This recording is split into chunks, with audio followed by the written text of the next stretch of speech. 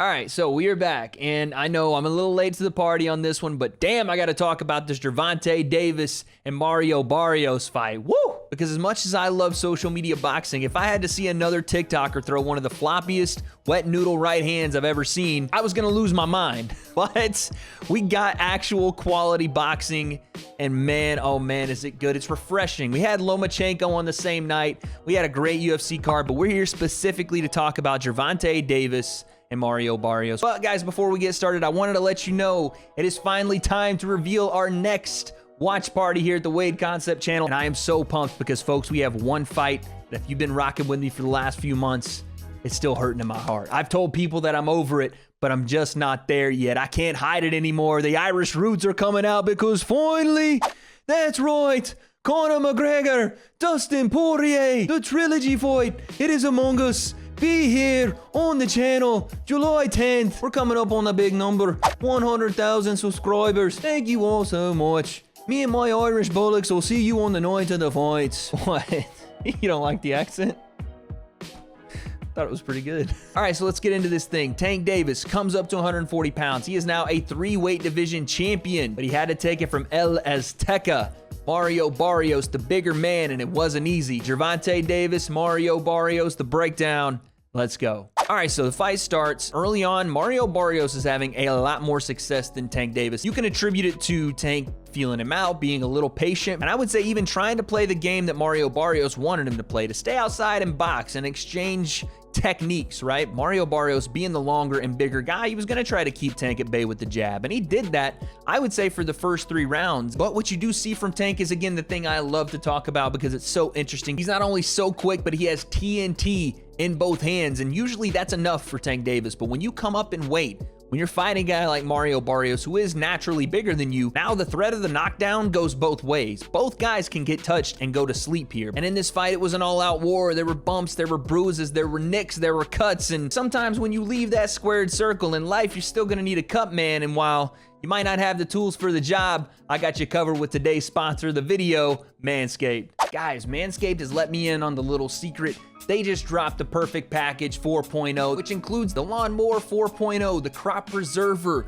the Crop Reviver, and the Magic Mat. And you guys already know the Lawnmower 4.0, the sleek, smooth design, the ability to change guards 1 through 4. It keeps your speed bag moving clean and crisp without any hitches in the guard. And of course, the Crop Preserver and the Crop Reviver, they not only leave you smelling clean and fresh downstairs, but they give your undercarriage that silky smooth finish like anytime Lomachenko fights and he's dancing around that competition. The coolest part of this thing is when you use my code WADECONCEPT at manscaped.com, not only are we talking about 20% off, we're talking free shipping. Again, guys, use code WADECONCEPT at manscaped.com. You'll get 20% off and free shipping. Thank you to Manscaped for sponsoring this video, guys. Unlock your confidence and always use the right tools for the job with Manscaped. Now, let's get back to the video. Something I thought Barrios did very, very well in this fight was not just placate to Tank Davis. He didn't just back up and let Tank start to just build momentum coming forward like a snowball rolling down a hill. He wasn't allowing him to just take over the fight. If Tank was gonna win this fight, he was gonna have to take it from the champion, a guy that had never been knocked down, ever, in any fight. And he was gonna have to show him, prove it to him, that he had the same power that he had at lower weight division. And he absolutely fucking did. And yes, we're seeing him land to the body. The straight left upstairs is snapping El Azteca's head back and making him look at the ancestors, but there still was not that one shot to gain that respect of Mario Barrios. And while this is going on, round 4 is a little disputed. That could have gone either way. You have 5 and 6, I think, go to Tank, possibly 7 as well, and Tank is still down as we head into round 8. But my God, if round 8 didn't change the fight, because as we get into the round, Tank lands a beautiful shot, and one that I thought that we'd see earlier in the fight, again, based on Tank's ability to throw it and Mario Barrios' susceptibility to the shot, and that's the lead right hook. Tank's so damn quick, and for his size, he's so compact and explosive. He lands this lead right hook, and there's almost a delayed reaction from Barrios as he gets clipped on the temple. Beautiful shot, and he goes crumbling to the ground. And this is where I got to give credit to Mario Barrios, because not only with that knockdown, he gets back to his feet, and instead of going back to the lead right hook, Tank loads up that absolute dynamite in his left hand, and the big overhand comes, lands flush, and it puts Mario Barrios down again in the 8th round. I for sure thought this was gonna be it. 2 knockdowns in the same round, and we still had about 1:15 left in the round. But again, Mario Barrios channeling El Azteca gets to his feet and survives the round. This is again what caused a little bit of parity in this fight, because Tank, I think, gassed himself a little bit trying to finish Barrios here in this 8th. Mario Barrios must have channeled the Aztec gods in his corner, because this dude rose to his feet like Lazarus off the stool. And as we got into round 9, Barrios looked like he was fresh, ready to go, and he was walking down Tank, landing big shots on Tank. And this close of a fight, Mario Barrios had racked up some of these rounds early and took round 9, in my opinion, so we still are in a very competitive fight heading into round 10. So round 10, we're getting close to the end here. Very close round, could go to either guy. And as they head back to their corners to get ready for round 11, Floyd Mayweather has been in Gervonta Davis's corner the entire night. He's not an official corner, man. He just has front row seats because he's Floyd fucking Mayweather. And by the way, how old is Floyd? He's 44 years old, I think, right? I think he had a chain on for every year of his actual age, because those chains were laying on him harder than Logan Paul did in all 8 rounds of their fight. That dude was wearing all the chains. Anyway, he basically says to Gervonta, look, you're down on the official scorecards, which listen, it was a very close fight. He very well could have been. And before Gervonta goes in for round 11, he reaches up and I think he says, Tank, I need you, or I need this. It was a very odd moment, but he reaches up and touches Tank's glove, and this was something straight out of fucking Space Jam. Floyd must have given him all of his boxing knowledge, all of his skill, all of his ability, none of his hair because he didn't have any to begin with. But after he touches Gervonta's glove, they go back in for the 11th round, and Gervonta is landing shots. Barrios again on the back foot, and here comes the ending sequence, and it was a beauty. Tank's proved he's got more power than world leaders in the Illuminati in his left hand, so at this point, Barrios is very high with that guard, and again, he's trying to keep Tank off of him. He's trying to pop the jab out off the back foot, and in just a slight moment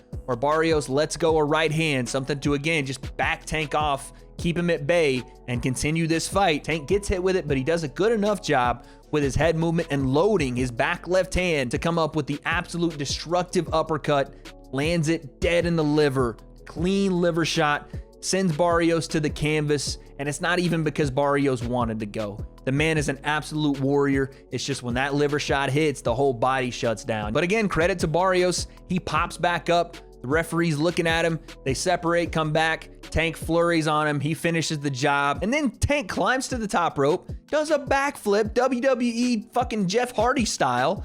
And listen, we're only a couple of weeks away from the Olympics, so I thought might as well give him the score I thought he deserved. That's a 10. Anyway, Gervonta Davis, he wins this fight, man. Listen, it wasn't a masterclass in boxing from Gervonta Davis, but it was an absolute display of power, speed, and ability. He is becoming a bona fide superstar, and he did it not against a scrub. He did it against an undefeated champion at a different weight class than he's ever fought, moving up, carrying that power, and doing so in devastating fashion. Mario Barrios, that guy deserves all the credit in the world. There wasn't a moment in the fight where he quit.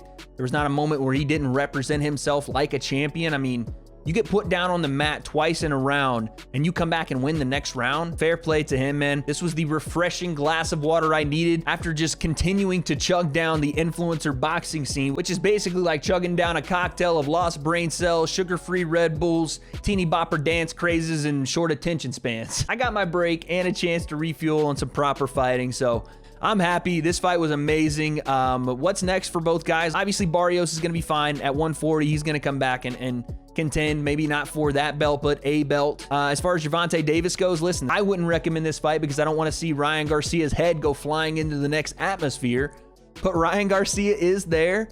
I personally think Gervonta Davis versus probably the only other guy there is Devin Haney, because it looks like Teofimo Lopez and Lomachenko are going to go back and forth. But we know boxing is as crooked as me trying to write a sentence on a paper with no lines. So yeah, I don't know if any of those fights happen. But like I said, there it is. Gervonta Davis, Mario Barrios. This one was a classic, man. It was a close fight, and it wasn't something that was given to Gervonta. He had to come and earn it at a higher weight class versus the bigger man, and fair play to Mario Barrios. He stuck it out and he made Gervonta come get it. Biggest question as we leave off today, where does Gervonta stand, especially at the 35ers range? Is he better than Ryan Garcia? Is he better than Devin Haney? Is he better than Lomachenko, Teofimo?